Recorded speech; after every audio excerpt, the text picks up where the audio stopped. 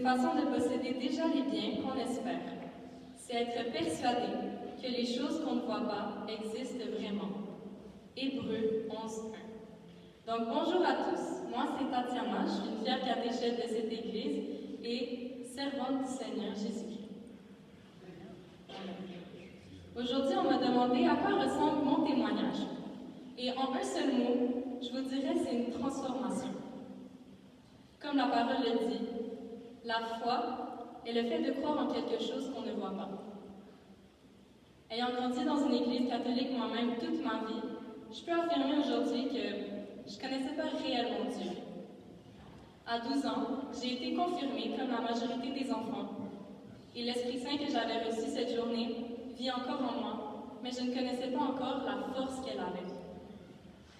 Entre 12 à 16 ans, ma motivation pour l'Église était faible. L'élan que je recherchais ne me venait pas. Et il faut se l'avouer, chercher son identité à cet âge-là, c'est délicat. Ma mère a joué un grand rôle dans mon pas de foi et les influences qui m'entouraient également. À mes 16 ans, une certaine curiosité commençait à naître. C'est à ce moment que l'un de mes amis, Jean, m'a invité à son église, où il y avait notamment des rencontres pour les jeunes, les vendredis soirs. Cette journée-là, les louanges, le message, tout s'alignait pour me rejoindre. Et j'ai tellement pleuré. Vous auriez dû voir le sol, c'était une flaque d'eau, c'était tout mouillé. Les murs tremblaient de joie et mon cœur était si touché. J'ai continué d'aller à cette église à chaque vendredi et ce qui me saute aux yeux, c'est la bienveillance et l'accueil des gens. J'ai vite appris que Dieu ne veut pas que tu marches seul. Il a besoin que tous les membres se réunissent pour bâtir le corps de l'Église. J'ai eu la grâce de voir les fruits de l'Esprit Saint grandir en moi, surtout la bienveillance que je recevais moi-même à mon tour. J'aimerais rajouter que la lecture de la Bible, pour moi, ça a été un déclic dans mon pas de foi. Parce que comment je peux apprendre à connaître Dieu si ce n'est par sa parole? Pourriez-vous m'entendre présentement si la musique jouait en même temps? Je ne crois pas. De la même façon, il faut baisser le volume du monde pour entendre la voix du Seigneur. Car la Bible le dit, cherchez d'abord le royaume de Dieu et ce que Dieu demande. Il vous donnera tout le reste en plus. Matthieu 6:33. C'est quand j'ai commencé à chercher Dieu qu'il a mis le désir dans mon cœur de redonner à l'Église.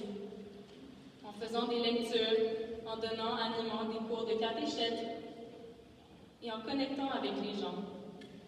J'ai participé aussi à la Marche pour Jésus à Montréal, je ne sais pas si certains d'entre vous aussi, et des soirées louanges qui m'ont énormément touchée.